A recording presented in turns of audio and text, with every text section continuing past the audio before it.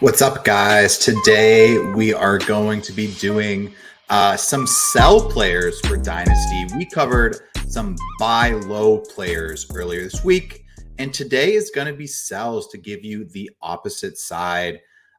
Basically, I just think now is a very good time to get some good deals in Dynasty, whether that's buying assets or selling assets. I think if you are doing the research and you're putting the time in or listening to people you trust, you can get some deals now that come this offseason and come next season really make a difference. So let's get into it today for our three players we're going to be selling in Dynasty right now. The first one, and just to preface this, these guys might be a little controversial, right? I'm choosing guys that have some pretty high value on KTC because these are deals I think can get done. So first one's going to be Brandon Aiyuk of the San Francisco 49ers. He's in the Super Bowl. He's looked pretty good these playoffs, so he's very relevant right now.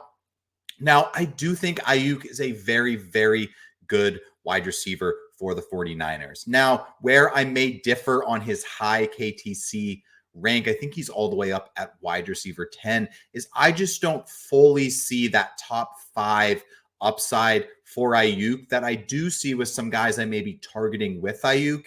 And in addition to that, I just like the idea that you can get something on top of some of these players I may be going after with Brandon Aiyuk, in addition to either having this player in the same tier as Aiyuk or having them above Aiyuk. So first offer I'm going to go over today is going to be trading Brandon Aiyuk for Tank Dell and a late third in 2025. Now, this isn't a huge kicker on top of Tank Dell, but for me personally, I have Tank Dell higher than Brandon Aiyuk. I see him as the number one in that Houston passing game, and he's younger than Aiyuk. So I really just think for me, this one is not super difficult just because he's tied to CJ Stroud, who is an elite quarterback in Dynasty. They are both on their rookie deals that basically overlap besides Stroud's potential fifth-year option.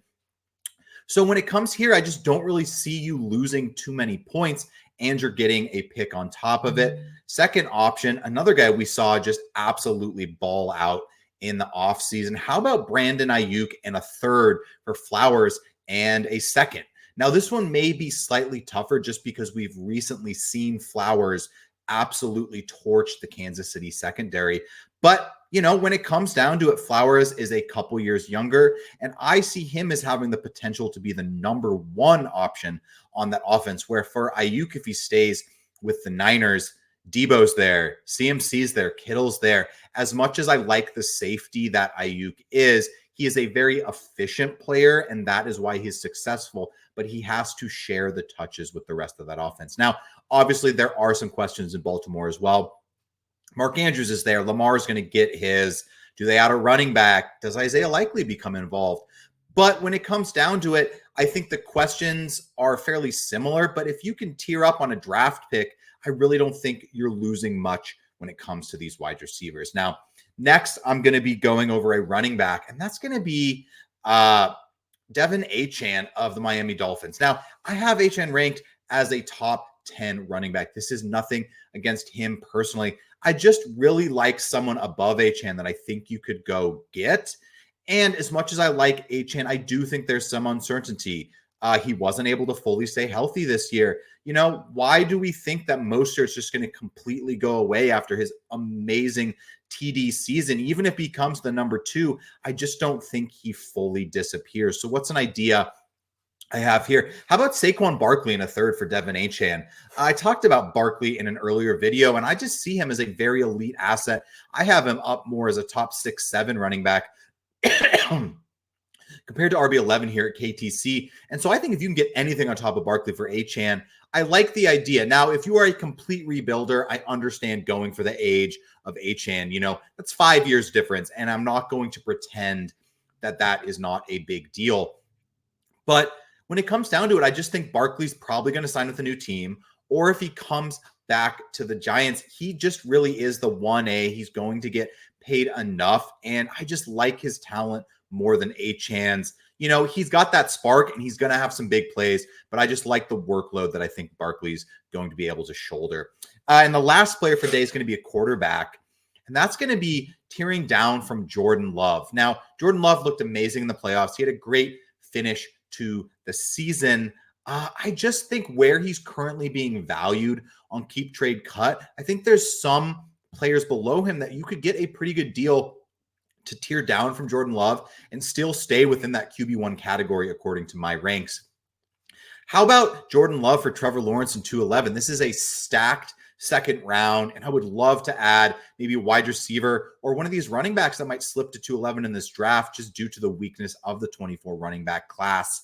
That I think if you can move down from Love and get Trevor Lawrence, who I'm really not concerned about, and as much as I like Love, Trevor Lawrence is younger than Love, so it's not that I'm really counting that as a difference, but let's not pretend Jordan Love is 22 and he's CJ Stroud right now.